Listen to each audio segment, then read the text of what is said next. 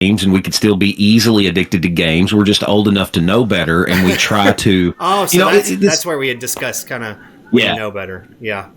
Yeah. When you know better. Well, yeah, anyway, we can get into that. I guess I'll go ahead and start now because I've been recording for the last 2 minutes anyway. So. Oh, okay. Yeah, I try to just kind of start candidly. It makes it feel a little bit more. I don't know. Understand. Yeah. So this is Andy, and this is who I'm having a conversation with today. And Andy, you have your own podcast too that you do every day, right? It's a podcast called Your Two Dads. I do with a friend of mine from Texas. He's also a father of two adopted beautiful little baby girls, or they're not babies anymore. They're like 6 and 5. But JJ and I met.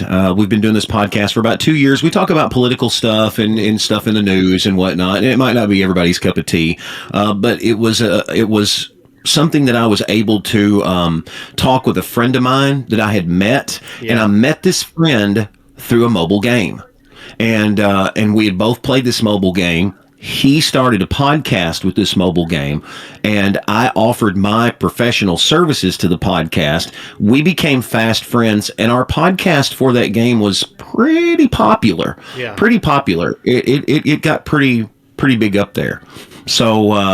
So yeah, I have my own podcast. I had another podcast. The other podcast, I'll just tell you, it's a mobile game. You probably heard of it. I know you have, but your viewers may have heard of it. It's called Marvel's Contest of Champions. Yeah, it's a fighting game. Yeah, huge game. I played the game from almost the very beginning, and it was like 6 months in when I started. I wasn't one of the few that started, but we had a podcast called the Unofficial Marvel Contest of Champion Podcast. It was the UMCOC, and we had tens of thousands of listeners every week that would download our podcast. It was a once a week, hour-long thing where we talked about the game. It was so big that Marvel sent us to New York City to visit the Marvel headquarters in New York City and play in a tournament. You can find that on YouTube. It's called Summoner Showdown. Look up Week 4, Summoner Showdown Week 4, and I'm Deacon. We got our own stuff in the games. Yes, I've been on 2 pretty successful podcasts. Well, the one is not really successful. It's like a phone call between 2 buddies. So we're not making any money, but that's so cool. I enjoy talking. And you're not unfamiliar with talking to people. You're not unfamiliar with presenting yourself online or in video format in any way. Right. Yeah. And a lot of people have said to me, "Oh, you sound like you're on radio." I am indeed, in fact, on radio. I've been on radio for about 30 years, 29 years. I started when I was 18 years old. Yeah. And the reason I started this is, and I'm not really good at this kind of stuff. The reason I started this because I just think it's important that people have conversations. Enough people don't talk. Everybody's losing the ability to have conversations anymore. Yeah. And the ability to disagree with someone and still be their friend. Right. Yeah. It's like impossible. It's like impossible for a lot of people. And I think I used to think it was a generational thing, but I no longer really think that because I'm seeing people of all ages having the trouble. You know what I mean? It's like there are people that wanted to fall into this craziness that's going on. But anyway, so we're talking about video game addiction and kind of how we've both experienced that. Mm-hmm. Yeah. So with Marvel, absolutely, with Marvel Contest of Champions, did you? Yeah. I don't even have the game installed on my phone anymore, but looking back on it now, yes, I very much was addicted to the game. Yeah. I used excuses like I said it was the community. I loved the community. I loved my friends in the community. I was not one of the ones that spent a lot of money on the games. Yeah. Fortunately, I used some Google survey money. Yeah. I didn't have a lot of money to spend. We got 5 kids, so I didn't have a lot of money to spend. I would use Google money, survey money, but I was in an alliance with people that were some of the top spenders in the game. One of the fellows that I was in an alliance with for a while, and he was still a friend of ours, he was the number 3 spender in 1 month, in the month of December, which is the big month of spending. And I asked him, because he knew I was on the podcast and he would talk to me all the time. And I said, what do you do? He was a lawyer or a surgeon, and his wife was a lawyer or something. They didn't have any kids. He said, this is what I spend my money on in my spare time. I don't collect cars or anything like that. I'm too busy. And he spent like $20,000 that month on the game. That's crazy. On a game. $20,000 a month. Because see, I thought like $1,100, $1,200 total over the time period that I was playing Diablo Immortal, which is where most of my followers on here come from. Is from Diablo Immortal. It's from Call of Duty, where I played Call of Duty, but I played Diablo Immortal when it first launched, and I was one of the few. We did for a while. Yeah. It became a money. Yeah. There's lady. Yeah. It became a money hungry thing, to me, and it was just like, oh, I see all these people spending money, and I don't fault those people for spending money. I used to say on our podcast, you need to thank those people that do spend a lot of money, because they keep our game updated every month, and they keep this game going for 5, 6, 7 years and whatnot. And I don't have to spend a dime if I don't want to. Yeah. So it is good that people do, though, because they can keep those games up and running. But at the same time, I have wondered about several of my friends. They'd get on, they'd be like, oh, I'm having a hard time with the wife, and I'd be like, well, every time I get on here, you're on here. There is no breaks for you, because the thing that would happen to me is I would play, and this still happens sometimes, like say if Julie has it planned, which is my wife, her name is Julie, so say she has it planned that she's going to be off, or she's going to be working for the weekend. Like this weekend, she's going to be working. So I'm kind of like, okay, well, I'm going to hang out and like play some video games, stuff like that. But then all of a sudden she's off. So I still struggle with this. I'll be like, well, I'm still going to do my thing. And then when Monday rolls around and I go back to work, I have regret. Yep. And I'm like, man, the last 2 days I really should have spent it with my wife, or I should have spent it doing something more productive. But instead I sat on my lazy ass and played video games, And I do the same thing because we are both video game kids. We both grew up with video games our entire life. And even though I'm a dad, 46 years old, and I'm a dad, I'm a video game kid. I grew up with Atari, Nintendo, PlayStation, all of that. And so I understand the addiction. I didn't go out and play sports. If I played sports, it was like, NCAA, Madden or something like that. That's what I always joked. I was like, I can't play basketball NFL very Blitz, good, but I loved could NFL Blitz. Yeah. I don't know if you ever played NFL Blitz.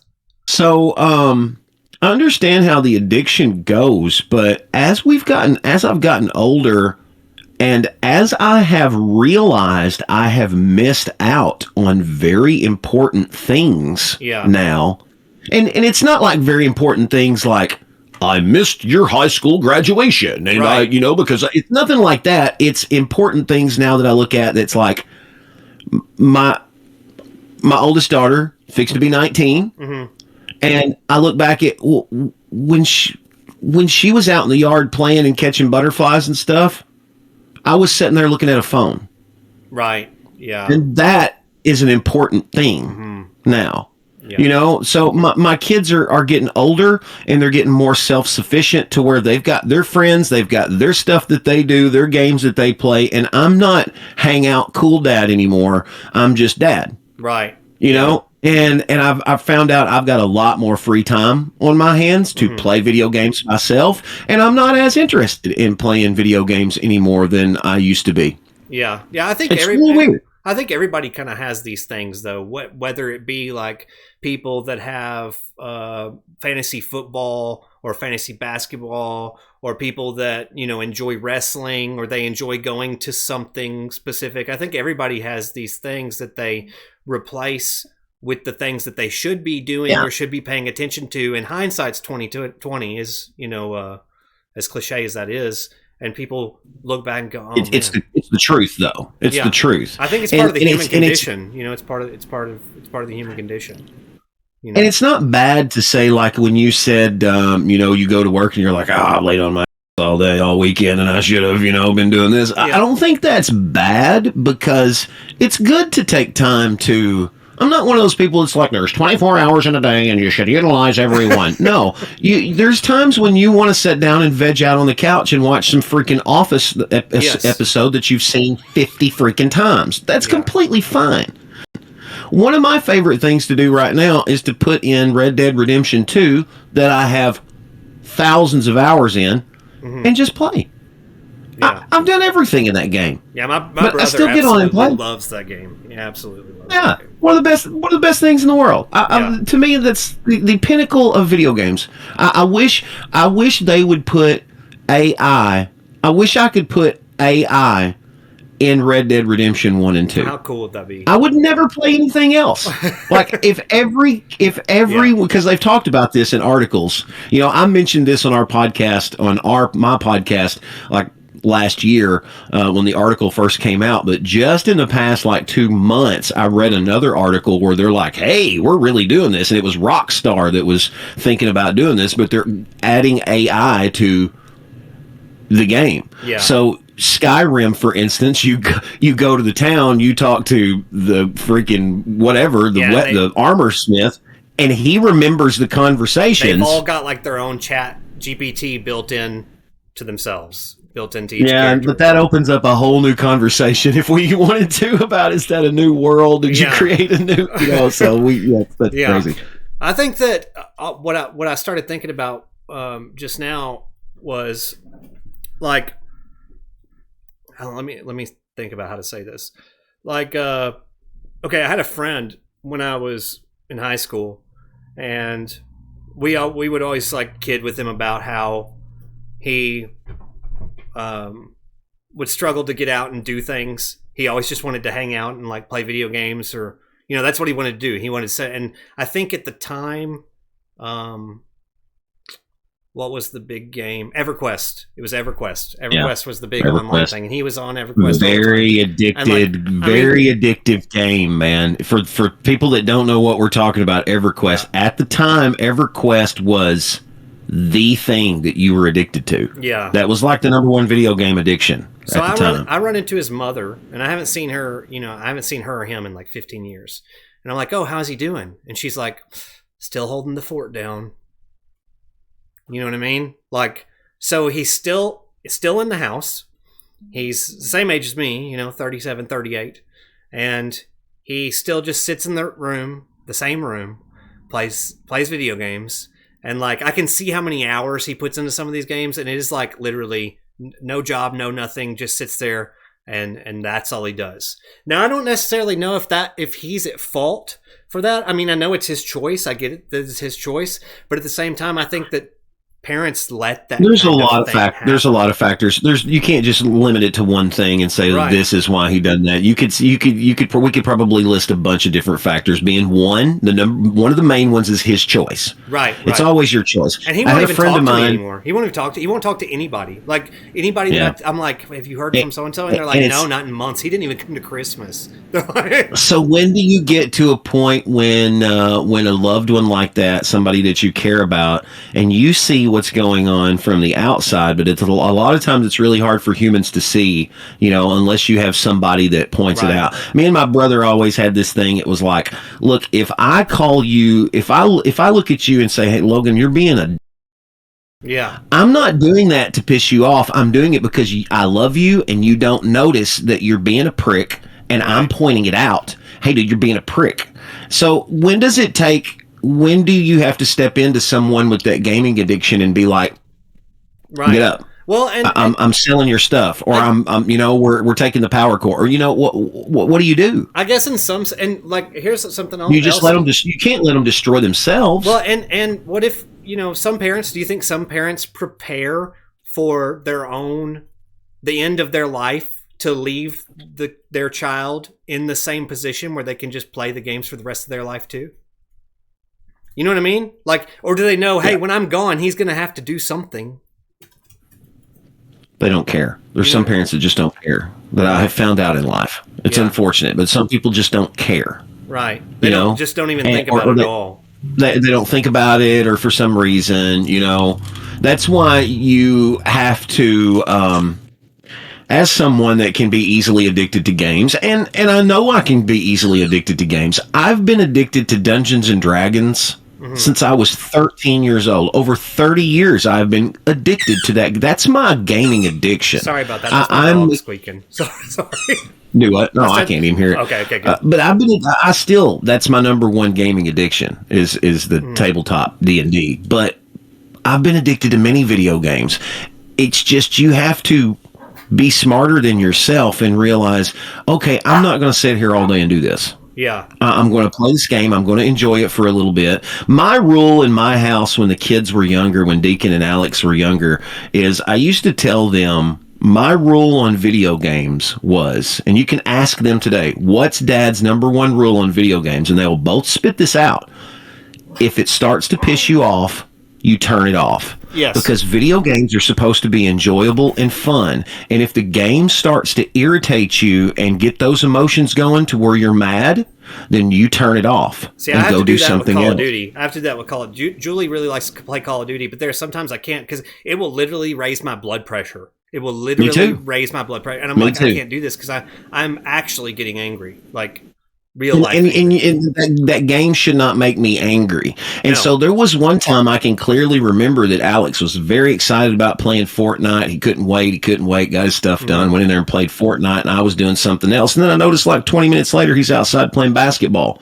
And so I'm like, I thought you were chomping at the bit to play Fortnite. And he was like, I did, but I was starting to get killed and it was making me mad. So I turned it off and come outside and play basketball. And I could not have been prouder, man. Right. I couldn't have been prouder. Yeah. It was great.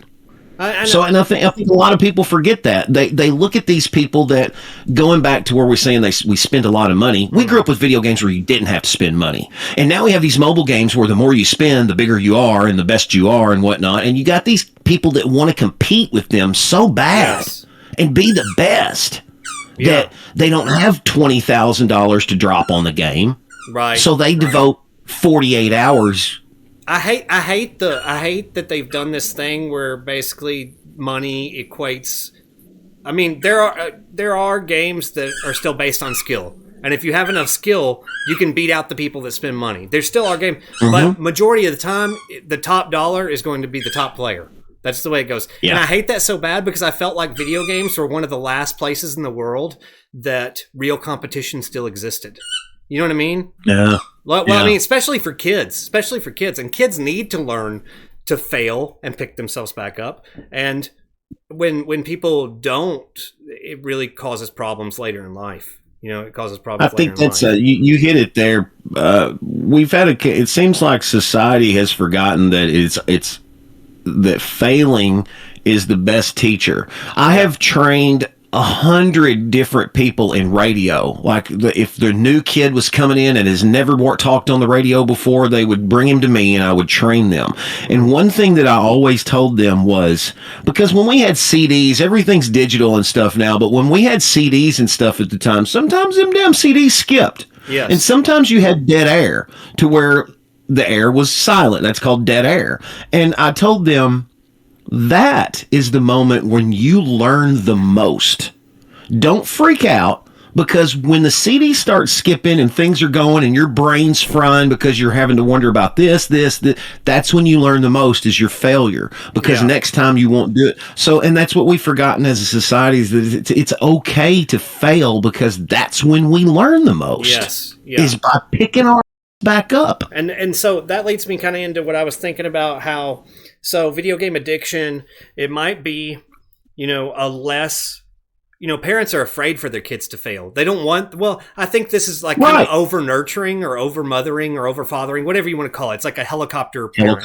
Yeah. And so like you've got somebody that doesn't want their kid to fail. So say my friend that I was referring to earlier, his situation now is better than being a drug addict out of the home.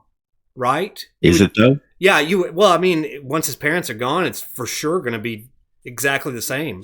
So look at it. Yeah, look at it on a different angle. I mean, is it better than being a drug addict? Because a drug addict sits and does nothing all day long, right? And doesn't have a job and is not productive, but he sits and does nothing all day. Right. If he played video games all day long. Oh, sorry. On my end, I was a functioning addict. So I had a job. I worked. I looked normal in the real world. Nobody knew any better. And I functioned. What happened to me is it became a money pit. Play my job.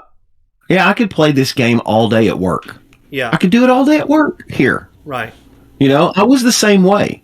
Mm-hmm. But at home, I'm constantly, Yeah. Yeah. So, I mean, at least, I think drug addicts, they know how to function in the world. Some people do. Some people are functioning addicts, and Yeah. some people can't do it. So, do you think video game addicts? Well, video game addicts are kind of the same way. Video game addicts are the same way as any other addict. They don't want to. It's hard to admit that you're addicted. They would be very standoffish, and you have to just be. I always tell myself in my brain that I'm smarter than that.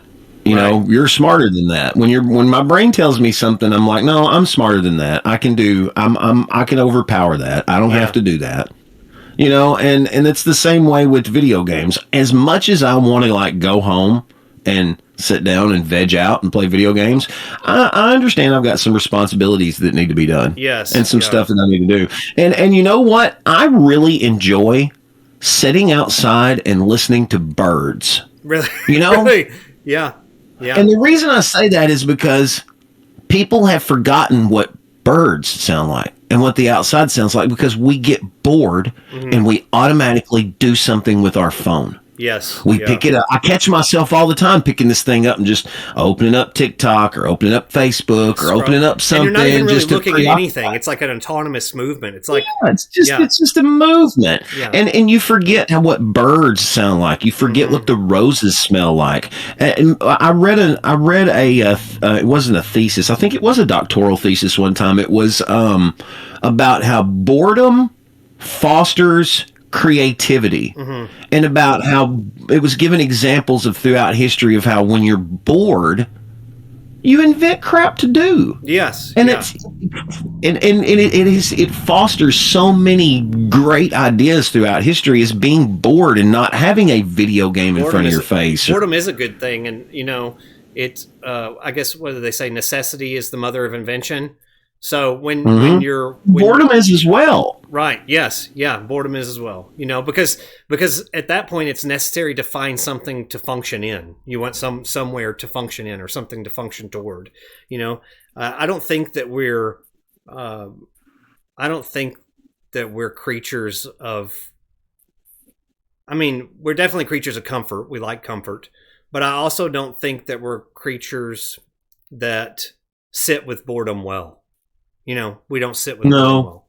You know, no. So that's why some people are worse than others. Yeah, yeah. You know, I'd heard a quote that sometimes the smartest monkey in the room is the most confused monkey in the room. You know, and I like that, because sometimes I think it's easier for, you know, if somebody is a little bit simpler minded, it's easier for them to accomplish goals than a complex-minded individual, simply because they can see from point A to B and they don't see all these other trails. You know, yes. They don't get themselves confused. And when I say simple-minded and complex-minded, I don't mean one is better than the other. You know what I'm saying? I know exactly what you mean, because I've talked about the same thing, simple-minded and complex-minded, because a simple-minded person is not dumb. No. They just think about it in chess. If me and you were playing chess, I am probably thinking, I'm looking at 4 to 5 moves of like 3 to 4 different pieces. And a simple-minded person would think about, I'm going to do this next move. Right. They're not really thinking ahead 4 or 5 different. And me and you are like that. Me and you have known each other for, I don't think we said that at the beginning, but me and Nathan have known each other for a very long time. Right, We're very similar-minded. My mind always goes about 5,000 different directions at all time. You know, my brain is always going here and doing this and thinking this and doing this and this, and I get off on tangents. Ashley likes to say I like to chase rabbits, because I'll be walking down this trail and telling you a story, but I'm going to chase this rabbit, that rabbit, that rabbit, and that rabbit before we get to the freaking end of the story. See, I'm the opposite. I have tunnel vision on one thing, but that is the one thing that I just hammer thinking about constantly. You know, so that is how I have to cope. I have so many different things that I have to, you know, on one little thing, and that is what I am concentrated on for 6-8 months. Because I would notice that as a kid, I would be like, well, I used to be into that, you know, really heavily, but now I'm into this. And then, you know, like 2 years later, I would be back into, you know, A again, you know, and I'm like, so I noticed that pattern throughout my life, and it, you know, I realized that I am that type of person. I get blinders on and tunnel vision to one thing, but I might get bored with it in 6 months. Yes, yeah. And have to focus on something else. Mm-hmm. But it doesn't mean that I'm not still interested in that. I will come back to that. But there are some people, that like when I say simple-minded, like we said, we had defined earlier, not a bad thing or a good thing, but it's just the way the mind is, that they don't go off on these tangents. They pick one thing, they move on with their life, pick the next thing, move on with their life. It's like their life rolls very, very smoothly. But I think addiction is much more dangerous to people like that because they don't have the conscious mind to delve deep within themselves to find an escape route, So people that are more simple-minded will latch on to this works, this feels good, this is okay, and if they're functioning, they're stuck. They're stuck, and it's really hard to get out of. I don't know necessarily if it's true that simple-minded people would have more trouble than a complex-minded person, because a complex-minded person might fall into addiction worse simply because they reach boredom quicker, and addiction is kind of a cure for boredom. But for example, I know people that are they're opioid addicts. They still work every day.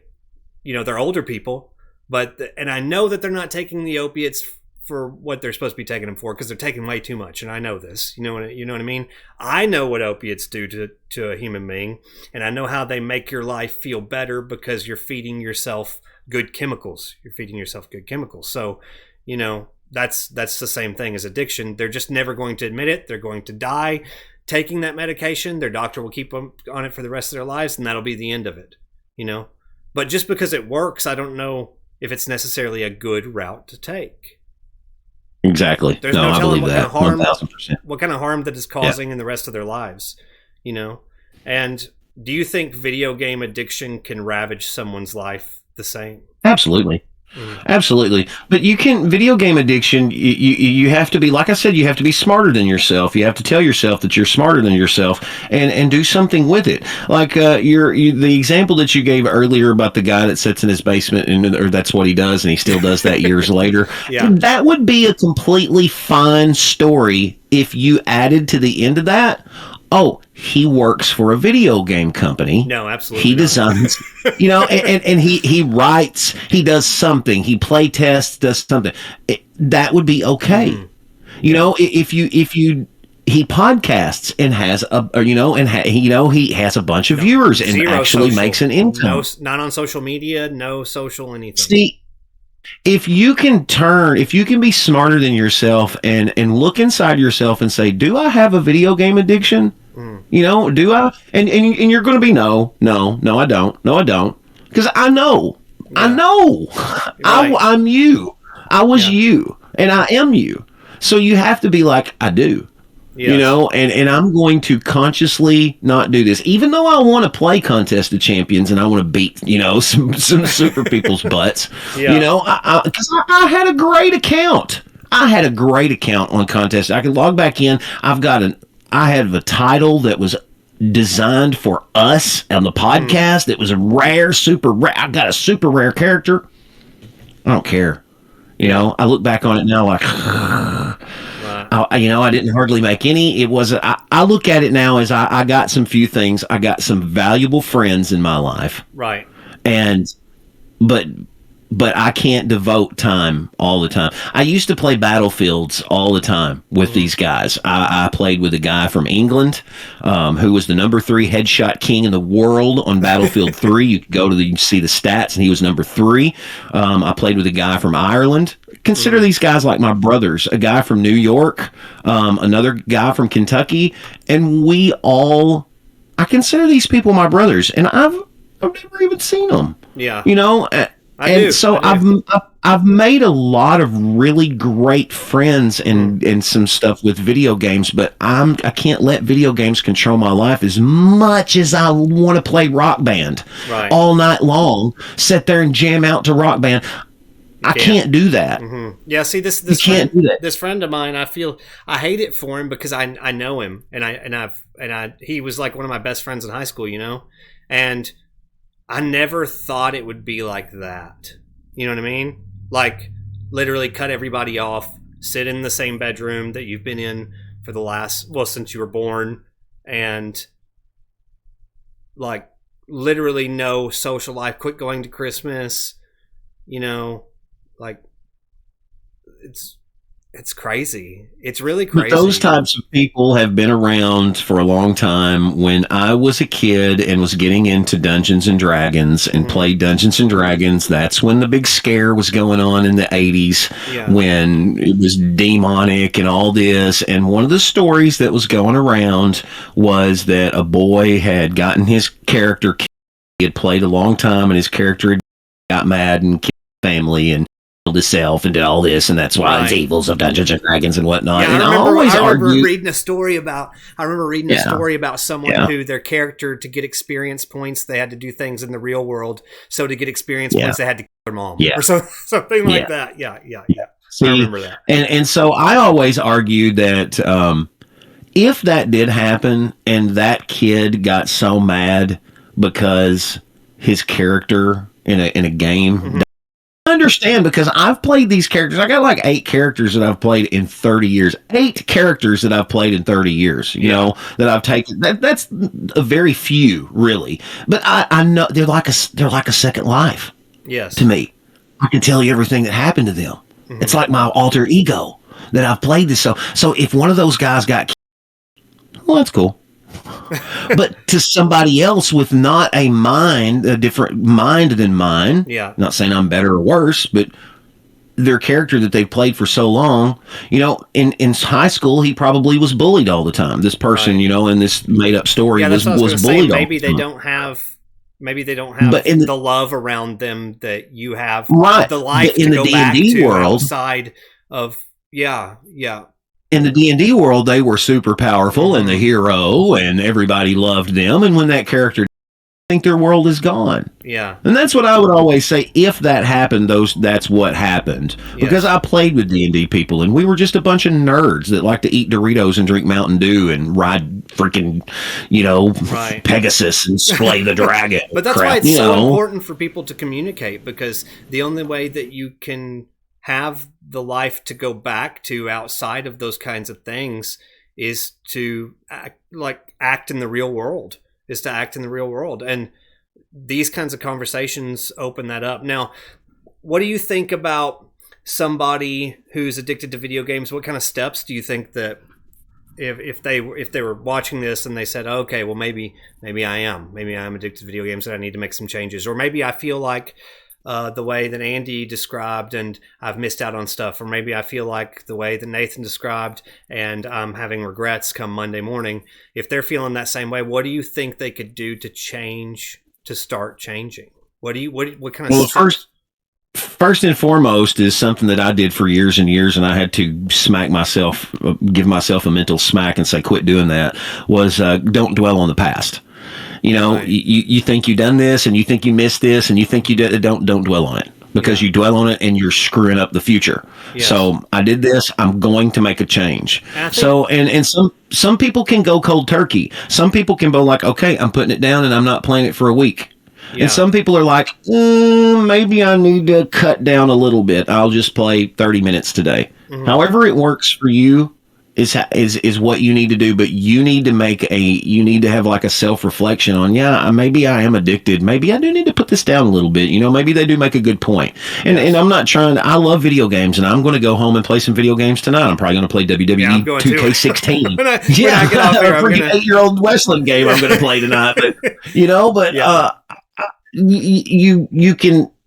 can have a healthy video game. You can have an addictive personality and not be an addict. Yes. If that makes sense. Yeah. Oh yeah. I have a very addictive personality on many things, but I'm trying not to be an addict. Yes. Yeah. On whatever it is. Right. Whatever it is. Yeah. And another one is this one's kind of a funny one, and people look at me mad all the time when I say this, but I'm type 2 diabetic. Yeah. So I also realized that I was addicted to sugar, as well as every single person in the world is Yeah. addicted to sugar. Mm-hmm. So, and that was one that I had to get off sugar, and That's a it's tough the one. same thing. It's the That's a tough. same Yeah. thing as nicotine. I used to smoke for 25 years. Mm-hmm. I still puff, but not as much. Yeah. We understand. And I think that I think also, so one, you say don't dwell on the past. And what that brought up to me is two, accountability. I think accountability for anything is any kind of addiction, recovering or trying to get better, whatever you're trying to do, maybe you're trying to just calm your addiction. But there are people out there that are so bad, like I was saying, my friend that is really having, that People like that are not going to be listening this far into this. No, no, you're right. You're right. Yeah. So, I think accountability is good. So, if you're married or if you have somebody in your life, a significant other or parents or whatever the case is, you go to them and say, hey, and also along with the accountability, if you feel like you have guilt of some sort, it is important to go to the person and say, hey, I'm sorry, just to get it off your chest in the beginning. I think that's important. I had to tell Julie, man, I don't guess I really apologized in the sense of I just walked up and said, hey, I'm sorry. But I was like, hey, Julie, this is something that I've dealt with. And on Monday, I feel regret. And she's like, oh, it's okay, honey. She didn't think anything about it. She really actually didn't care at all. But I felt it. So it was important for me to go to her and tell her. And then I was like, okay, and I'm going to try to do better about this. And whether she's keeping same thing with me. Yeah, that I think that accountability is good. I think accountability. Yeah, after I realized that I'd wasted so many years looking at that screen and not spending time with everybody, and I'd seen how it affected certain things in my life, and I had to go back and I was like, look, I'm sorry. I realize now what, and I will try to do better. I'm not going to be like, I'm going to do better immediately. I'm not that type of person. I will, I need a little, I'm trying, I'm trying. And I think that speaking it out to other people in the real world kind of manifests that situation a little bit. You know what I mean? Absolutely. I believe in that. Yeah. There is something to saying things to people. There is something to saying things to another human being. One of the fundamental laws of the universe, I believe, one of the fundamental laws of the universe is what you put out is what you get back, and that's a lot of religions have the same interpretation of the same thing. What you put out is what you get back, and that is I believe that's one of the 5 fundamental laws of the universe. So if you sit there and tell yourself, I'm going to do this and I'm going to get better, you will get better. Right. I'm the first person to tell you that I'll fail. I fail all the time, but I try to pick myself up, and sometimes it's hard. Sometimes I kick myself. There's plenty of times I kick myself, especially when I'm, you're alone and stuff. But I try not to do that, because if you keep telling yourself negative stuff about yourself, it's the same thing we just got through saying. Right. Yeah. You can't do that, and I did that for years, and I've been really trying to get out of that in my head, is not to be such a negative person, especially to myself, because I always, was self-depreciating, kind of mind. And that was a comedic reflex that I used on the radio a lot, because I've been on the morning show for 20 some odd years. So one of the comedic reflexes was a self-depreciating humor. I'm a dumbass. I don't know. And that got me through a lot of stuff in life, because if somebody tried to make fun of me, well, you're gonna have to do better than that, buddy, because I can make fun of myself. I've told better insults to myself in the mirror this morning, so you're gonna have to do a lot better than that right there.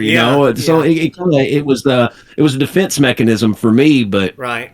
You've got, and so that's why it stayed with me for a long time. Even in the private, I would be like, "Oh, I'm a piece of crap. I can't do nothing." Blah blah blah. And it's hard to get it out of your brain, but you've got to get that out of your brain, man. Yeah. You're whoever you are, you're awesome. And just find what you're awesome at. Yeah, it's true. And what I have really realized too is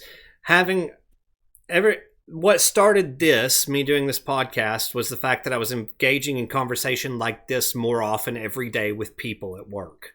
And, in-depth conversation, you start to realize that the people that you think aren't thinkers or aren't, you start to realize people are way more complex than you think, So you are out there, people are awesome. People are awesome. And sometimes they don't know what they're capable of, especially if they've wound themselves into the bottom of a barrel where all they do is sit in front of a screen all day, and they don't make anything happen. They're just letting life happen to them. And so one would be, you said, don't dwell Don't dwell on the past. Dwell on the past. And two, I think, would be accountability. Do you think people should make a schedule of some sort? What do you think? What do you think about some kind of schedule? Some people need to make schedules, and some people don't. Yeah, but I think it would be a lot helpful to somebody that. Yeah, I think that would probably be a helpful tip. That's something that's very different. There's plenty of little freaking apps that you can do that you can get, and little fun apps too there that you can get, to help you with your scheduling. And I think that scheduling doesn't apply to drug addiction. It doesn't really apply to drug addiction. No, this is gaming, completely gaming addiction. Yeah. Well, I can cut back a little bit. Conversation that's a completely different conversation that we both know a lot about as well. So yeah. I think that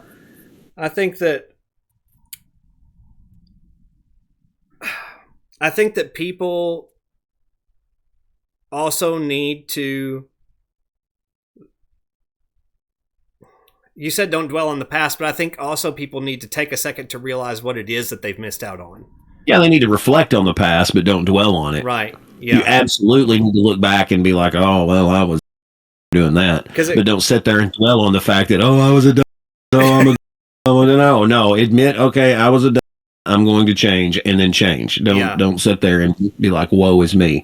There's too many people in society that post crap all the time on social media that just want sympathy from people. Oh my gosh. Woe is me or this or what. I'm not one of those people. Mm-hmm. And I'm not going to give fake sympathy. I'm very empathetic. I mean, I will cry at freaking commercials and stuff. I'm a very big really? Softie. Very absolutely. Yeah. Ask Kendra, man. She's cracks up every time she does something. I'm like, we can watch like the saddest thing on TV or in a movie, and Julie's sitting there crying, and she looks over at me and she's like, "Why aren't you crying?" And I'm like, "I just don't. It just doesn't happen to me. I don't." Because you're heartless. No, it's not that. It's not that. I promise. But no, some people are not like, and I didn't used to be like that. Yeah. But some people just don't, and it doesn't mean that they're. Yeah, it doesn't mean that they're. Most of the time, mine hits on stuff like what I was talking about. How on Monday morning I was feeling like, man, I really should have spent time with her. Like I would hammer that in my mind, and then have to go off to the bathroom for a few minutes because I'm like, oh, I should have spent time with my wife instead. That's kind of the way that kind of stuff would hit me. But as far as like visually seeing it, even like sad stuff happening in my life, very rarely. But if I do something that I feel like affects someone else, then that's when it really starts to go down, Yeah. I'm the same way. What do you think? Like, what do you think somebody say if they're? Well, we don't actually have very much longer left. We're at the 46-minute mark, but I did have one more thing that I thought about. What do you say about somebody that like they're in a marriage and the marriage isn't good? The marriage isn't good. They know that the marriage isn't good. Both of them know that.